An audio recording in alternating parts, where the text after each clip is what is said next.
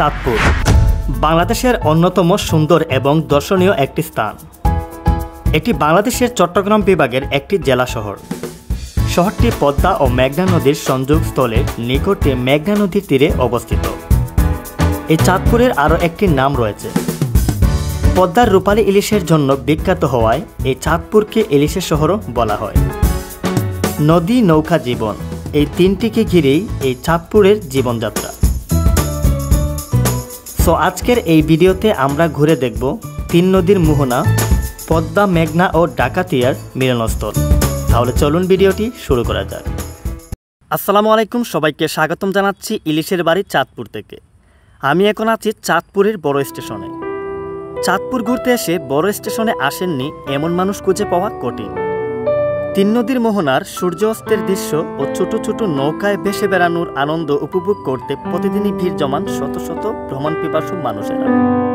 মুক্তিযুদ্ধে চাঁদপুরে স্বাধীনতাকামী গণহত্যা শিকার শহীদের স্মরণে 2011 সালে রক্তধারা নামে একটি স্মৃতিসৌধ নির্মাণ করা হয়।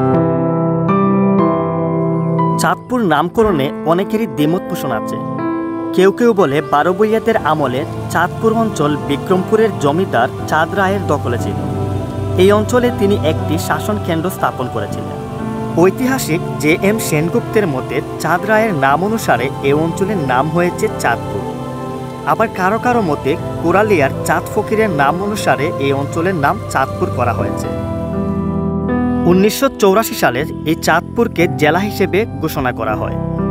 চাঁদপুরের মোট আয়তন 1704 বর্গ কিলোমিটার এবং এর জনসংখ্যা 27 লক্ষেরও বেশি।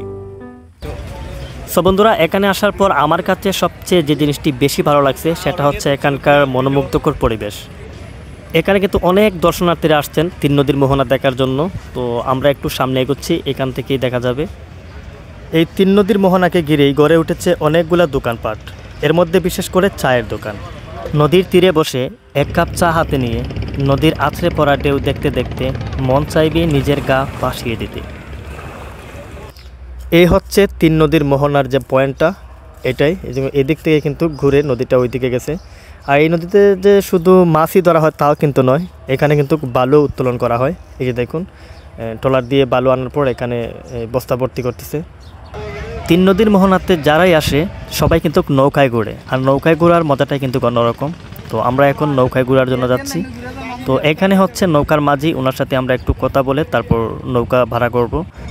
এখানে কিন্তু অনেকগুলো নৌকা আছে, তো যে কোনো নৌকা আপনারা নিতে পারবেন। তবে নৌকার মাঝির সাথে আপনারা আগে কথা বলে নেবেন ভাড়া সম্পর্কে। তো আমাদেরকে বলেছিল ঘন্টায় 1000 টাকা, তবে আমরা আধা ঘন্টার জন্য 250 টাকা নিয়েছি। আপনারা তো বুঝতে পারছেন কীরকম দরদাম করতে হয়। সো ভিউয়ার্স, এখন আমরা নৌকার ভিতরে বসে পড়েছি।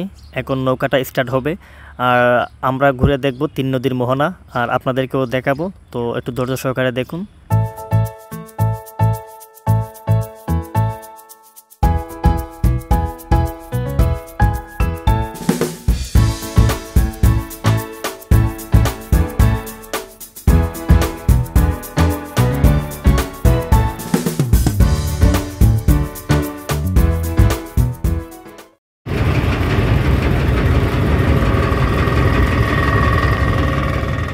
নৌকা বন্ধ হয়ে গেছে কেন? তেল শেষ হয়ে গেছে? না না, ইয়াতে পাংখাতে মনে কস্তুরি আটকেছে। ও আচ্ছা, এটা কোন নদী, মানে মেঘনা নাকি? এইটা হচ্ছে মেঘনা, পদ্মা ওই পাশে। মানে এটা মেঘনা, ওইটা পদ্মা। আচ্ছা, ওইদিকে পদ্মা না? আর ওই পাশে হচ্ছে যেটা থেকে আমরা আসছি। হ্যাঁ, মানে এটা কি? ডাকাতিয়া। বৃষ্টি শুরু হয়ে গেছে। সো বন্ধুরা, আমরা এখন আছি পদ্মা এবং মেঘনা নদীর মধ্যখানে আছি। তো এই যে দেখুন, এই যে দেখতেছেন এটা হচ্ছে মেঘনা নদী, আর ওই পাশে যেটা আছে ওই সাইডটা হচ্ছে পদ্মা নদী, ঠিক আছে। আর আমরা যেই জায়গা থেকে আসছিলাম নৌকা নিয়ে সেটা হচ্ছে ডাকাতিয়া নদী। এটাই তিন নদীর মিলনস্থল।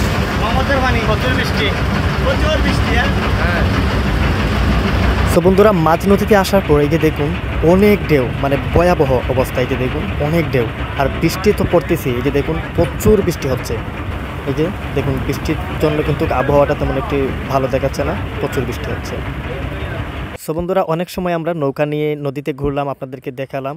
আর আমরা এখন তীরে ফিরে এসেছি। এই যে এখন আমরা নৌকা থেকে নেমে পড়ব। সো ভিউয়ার্স, যদি ভিডিও ভালো লাগে অবশ্যই একটি লাইক করবেন, চ্যানেল নতুন হয়ে থাকলে সাবস্ক্রাইব করতে ভুলবেন না। ভালো থাকবেন, দেখা হবে নতুন কোনো ভিডিওতে। আসসালামু আলাইকুম।